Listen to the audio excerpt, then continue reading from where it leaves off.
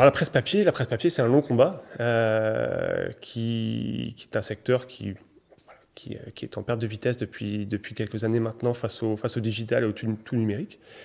Mais nous, on y croit. On est convaincu qu'avoir un bel objet entre les mains a du sens. On est convaincu que lire une histoire et lire une information sur du papier a une autre portée que sur un écran. Donc on se bat pour, et on va continuer à se battre pour.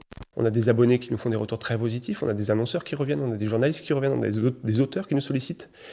Et tout ça fait du bien, tout ça fait beaucoup de bien.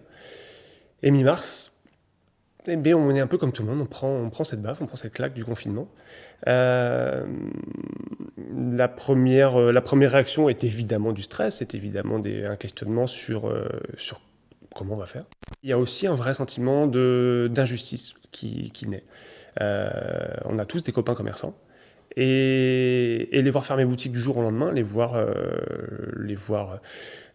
donc, pour le coup, eux, dans une vraie détresse, pose question et pose vraiment question quand on voit à côté de ça les grandes surfaces remplies, les grandes surfaces développer leurs rayons et vendre des choses qui sont elles aussi vendues dans les commerces à proximité.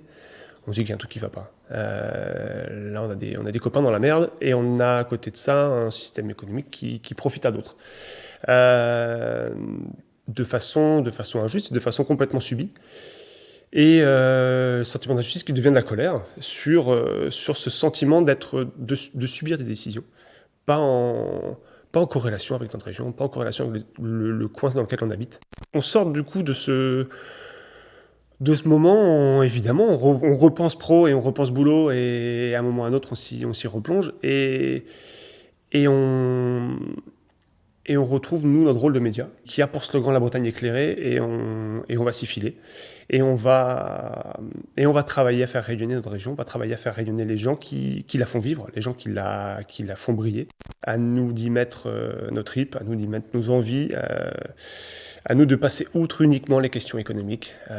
Il n'y a pas que l'argent, il y a aussi d'autres valeurs, d'autres principes, et je pense que s'il y a ça qui doit ressortir de ce confinement, c'est que les valeurs et les principes ont bien d'autres qualités et importances que uniquement réduire ces moments-là à des questions économiques.